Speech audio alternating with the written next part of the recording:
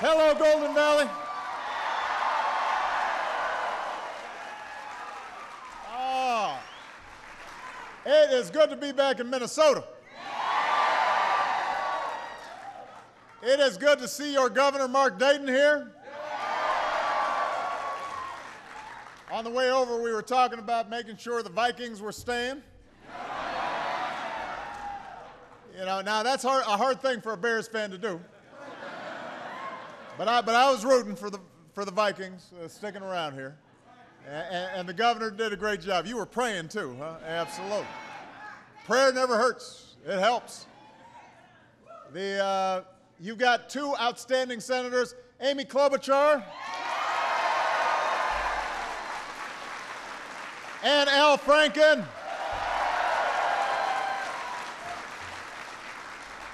Your mayor, Shep Harris, is here. Outstanding congressional delegation in the House. Give them a big round of applause.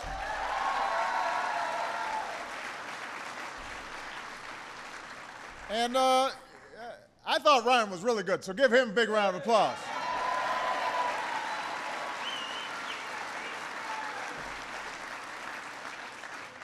He's a natural. Now, one of the last times I was here was last August. We took a bus tour around the state. I needed a little Minnesota nice. Stopped for some pie in Zumbrota. Held a town hall in Cannon Falls. Amy and Al were there. I think Al ate my pie, in fact.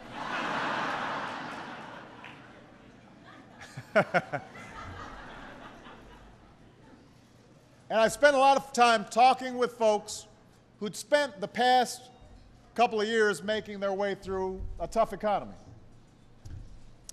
And today, we're still fighting our way back from the worst economic crisis since the Great Depression.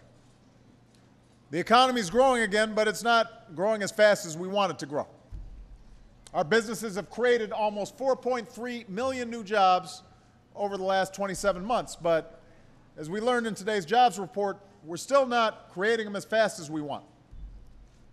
And just like at this time last year, our economy is still facing some serious headwinds. We had high gas prices a month, 2 months ago, and they're starting to come down, and they were spiking, but they're still hitting people's wallets pretty hard. That has an impact. And then, most prominently, most recently, we've had a crisis in Europe's economy that is having an impact worldwide, and it's starting to cast a shadow on our own as well. So we've got a lot of work to do before we get to where we need to be. And all these factors have made it even more challenging to not just fully recover, but also lay the foundation for an economy that's built to last over the long term. But that's our job. From the moment we first took action to prevent another depression, we knew the road to recovery would not be easy. We knew it would take time. We knew there would be ups and downs along the way. But we also knew if we were willing to act wisely and boldly, and if we were acting together as Americans, if we were willing to keep at it, if we were willing to roll up our sleeves and never quit, then we wouldn't just come back, we'd come back stronger than ever. That was our belief. And that continues to be my belief. We will come back stronger. We do have better days ahead, and that is because of all of you. That's because of all of you. I place my bets on American workers and American businesses any day of the week.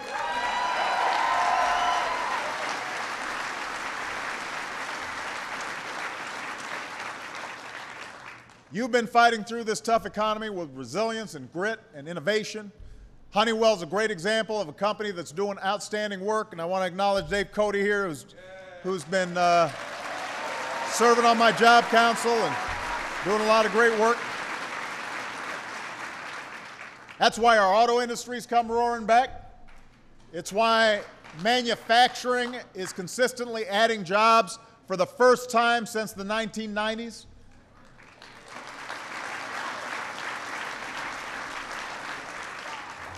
All that's happening because of you. Everybody here plays by the rules. You work hard. You meet your responsibilities. And you deserve leaders who do the same. Leaders who will stand shoulder to shoulder with you and do everything possible to strengthen the middle class and move this economy forward. That's what you deserve.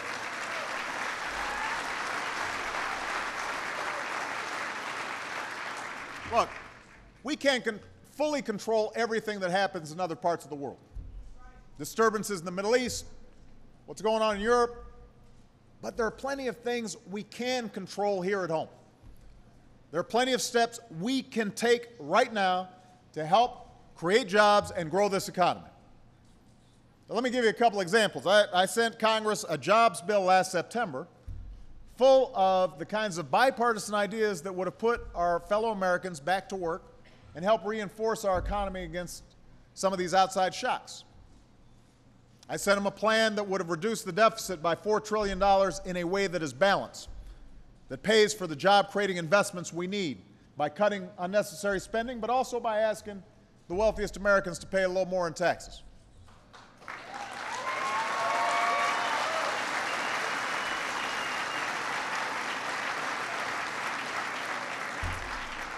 And I'll give them a little bit of credit. Congress has passed a few parts of that jobs bill, like a tax cut that's allowing working Americans to keep more of your paychecks every week. That was important. I appreciated it. But Congress has not acted on enough of the other ideas in that bill that would help make a difference and help create jobs right now. And there's no excuse for it. Not when there are so many people out there still looking for work. Not when there are still folks out there struggling to pay their bills. It's not lost on anybody that it's an election year. I understand that. I've noticed.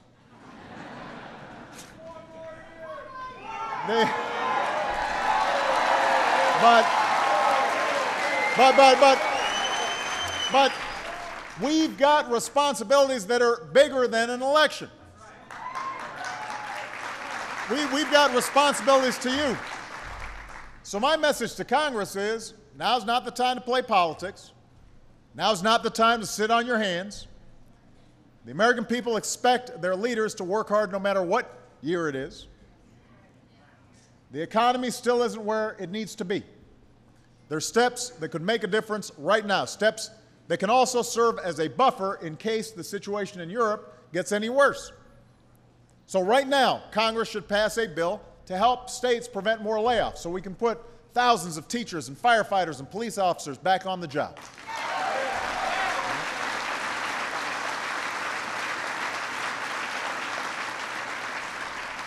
Now, layoffs at the state and local levels have been a chronic problem for our recovery, but it's a problem we can fix. Congress should have passed a bill a long time ago to put thousands of construction workers back on the job rebuilding our roads and our bridges and our runways. Well, since the housing bubble burst, no sector's been hit harder than the construction industry. And we've got all this stuff that needs fixed. Remember that bridge here in Minnesota? So this is a problem we can fix. Let's do it right away. Instead of just talking about job creators, Congress should give small business owners a tax break for hiring more workers and paying them higher wages. We can get that done. We can get it done right now. Let's not wait. Right now, Congress should give every responsible homeowner the opportunity to save an average of $3,000 a year by refinancing their mortgage. We've got historically low rates right now. I was with a family in Reno, Nevada, a couple weeks ago. They got a chance to refinance, even though their home was underwater, put that money back in their pockets because we had taken some steps as an administration to make that available for those who have mortgages held by government agencies like the FHA or government guaranteed. But Not everybody has those kinds of mortgages. I want everybody to have those same opportunities. I assume there's some folks here who could use $3,000 a year.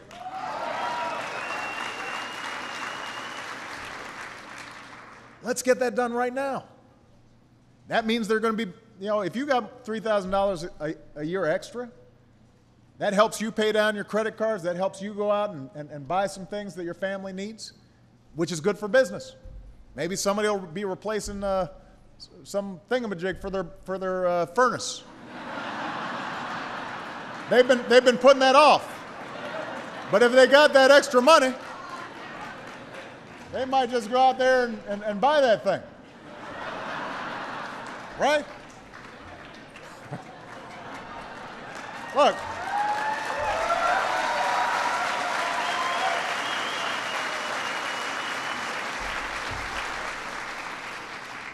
Right now, Congress needs to extend the tax credits for clean energy manufacturers that are set to expire at the end of this year.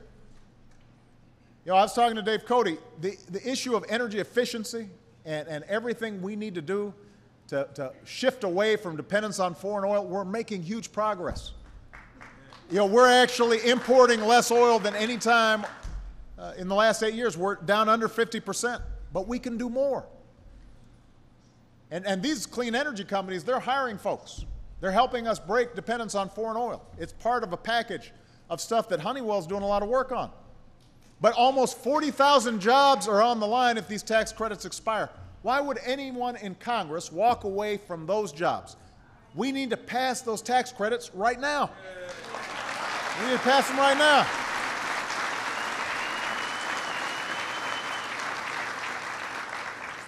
It's long past time we started encouraging what a lot of companies have been doing lately, which is bringing jobs back to this country.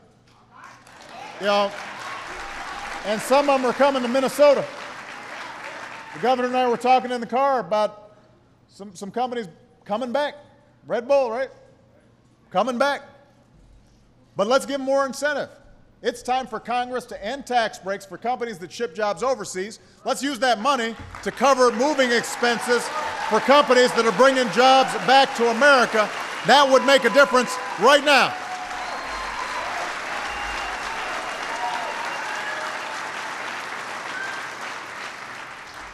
So those are all steps that we could be taking to strengthen the economy, to provide us some insurance if the situation overseas starts getting worse, so we control our own destiny, keep this recovery moving forward. Which brings me to the last thing Congress should do, to help businesses create jobs. That's why I'm here at Honeywell today. I believe that no one who fights for this country should ever have to fight for a job when they come home.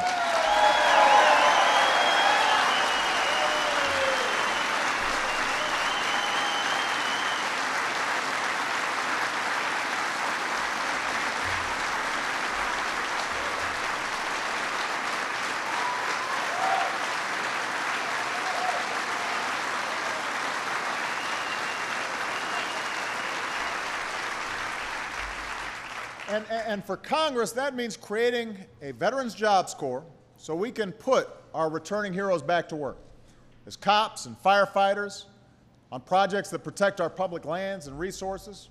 And they should do it right now. They should do it right now. But if we're going to serve our veterans as well as they've served us, we've got to do even more. We just observed Memorial Day, which makes us think about the extraordinary sacrifices so many make. But we've got to make sure we translate words into action. We can't just be in a parade. Can't just march. We also have to deliver for our veterans. Over the past over the past decades, more than 3 million service members have transitioned back to civilian life. And now that the war in Iraq is over and we're starting to wind down the war in Afghanistan,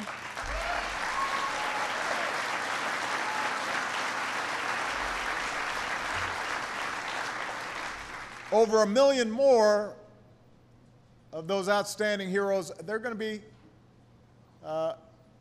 joining this process of transition back into civilian life over the next few years. Now just think about the skills these veterans have acquired at an incredibly young age. Think about the leadership they've learned. 25-year-olds, 26-year-olds leading platoons into unbelievably dangerous situations, life or death situations. Think about the cutting-edge technologies they've mastered, their ability to adapt to changing and unpredictable situations. You can't get that stuff from a classroom. I mean, these kids, these men, these women, they've done incredible work, and that's exactly the kind of leadership and responsibility that every business in America should be wanting to attract, should be competing to attract. That's the kind of talent we need to compete for the jobs and the industries of the future. These are the kinds of Americans that every company should want to hire.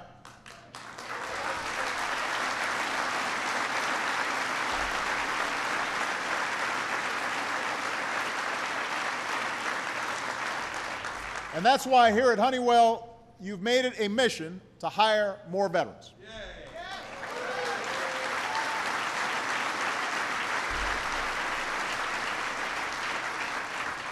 And let me say, Dave is incredibly patriotic, loves his veterans, but Honeywell's doing this not just because it feels good.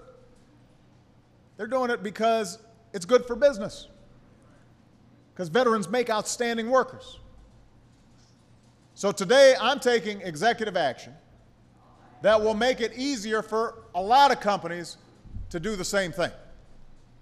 I've told the story before of a soldier in the 82nd Airborne who served as a combat medic in Afghanistan, saved lives over there, earned a Bronze Star for his actions.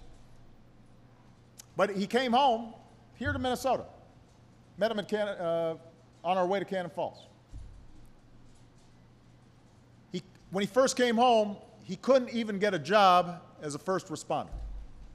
Think about it. This guy's out there taking care of troops who were wounded in action, couldn't initially get a job. So then he took classes through the post-9/11 GI Bill, classes that he could have taught, just so he could qualify for the same duties at home that he had performed every day at the war. Let me tell you something. If you can save a life on the battlefield, you can save a life in an ambulance.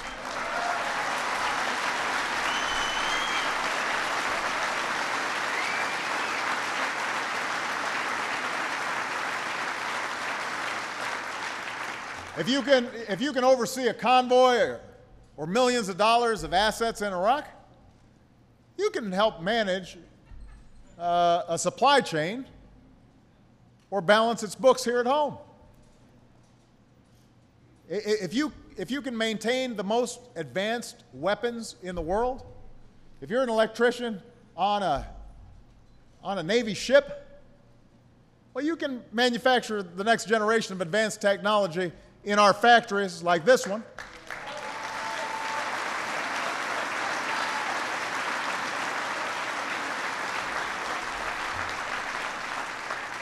If you're working on complex machinery, you should be able to take those skills and find a manufacturing job right here at home. But unfortunately, a lot of returning heroes with advanced skills like these, they don't get hired simply because they don't have civilian licenses or certifications that a lot of companies require.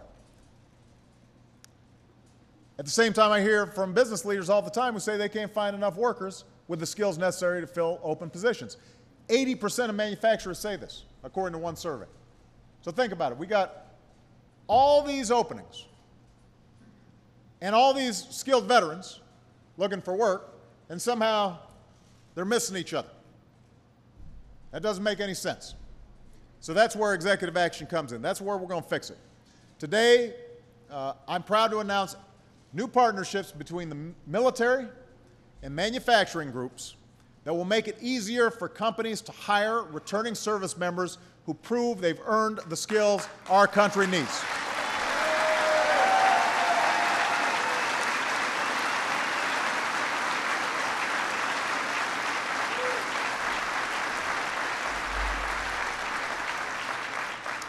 Soldiers, sailors, Marines, airmen, Coast Guardsmen, if they've got skills in machining or welding or weapons maintenance, for example, you'll have a faster track to good-paying manufacturing jobs. Service members with experience in logistics or maintenance on the front lines, they'll have a faster track to jobs in those fields here at home. I've also directed the Department of Defense to establish a new task force charged with finding new opportunities for service members to use the skills they've learned in the military to gain the relevant industry credentials, the civilian certifications and licenses, so that it doesn't cost them and they don't necessarily have to go back to school for 3 years and take out a whole bunch of student loans when potentially they could do it quicker, more inexpensively, and get on the job faster. We're talking about jobs in manufacturing and healthcare and IT, in logistics, for first responders. So that returning combat medic that I spoke about, he doesn't have to prove himself over and over again. So this task force first action is going to create opportunities for up to 126,000 service members to gain the industry-recognized certifications for high-demand manufacturing jobs like the jobs right here at this plant at Honeywell.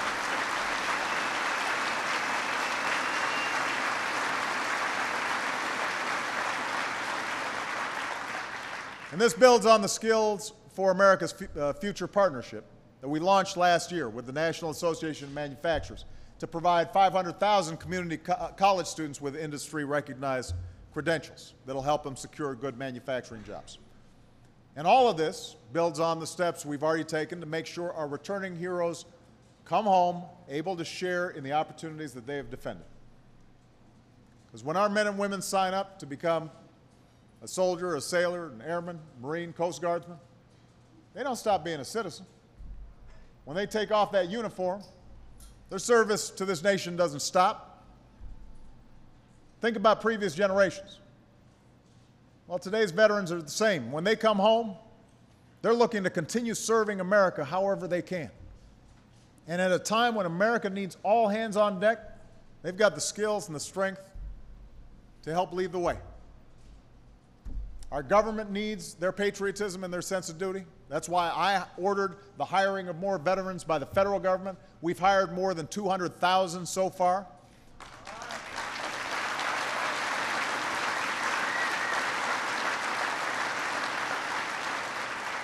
Our economy needs their outstanding talent. That's why I pushed hard last year for tax breaks for businesses that hire unemployed veterans and wounded warriors. And I'm proud to say that both parties in Congress came together to get that part done.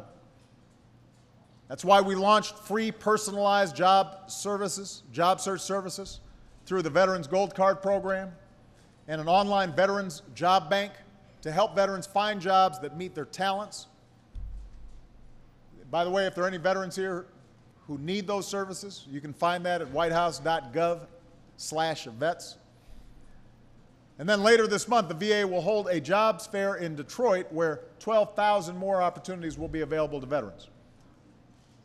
And that's also why I challenge business leaders to hire 100,000 post-9/11 veterans and their spouses by the end of next year. Because don't forget our military families. They're serving alongside our veterans.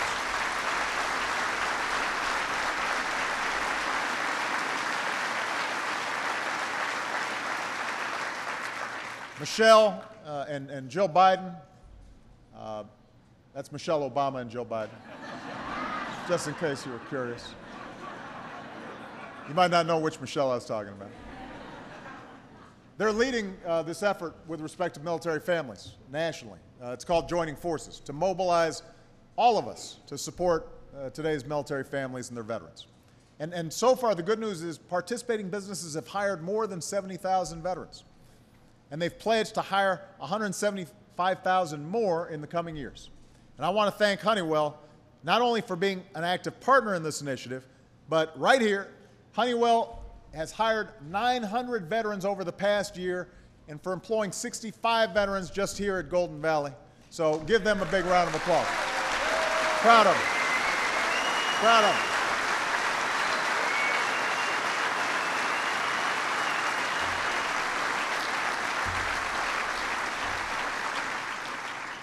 You know, standing up for our veterans, this is not a Democratic responsibility. It's not a Republican responsibility. It's an American responsibility. It's an obligation of every citizen who enjoys the freedom that these heroes defended. So we got to meet our obligations today, just like folks here at Honeywell are doing. And as Commander-in-Chief, I want all of our service members and veterans to know we are forever grateful for your service and your sacrifice. Just like you fought for us, we'll keep fighting for you. For more jobs, more security, for the opportunity to keep your families strong, because you'll help us keep America on top in the 21st century.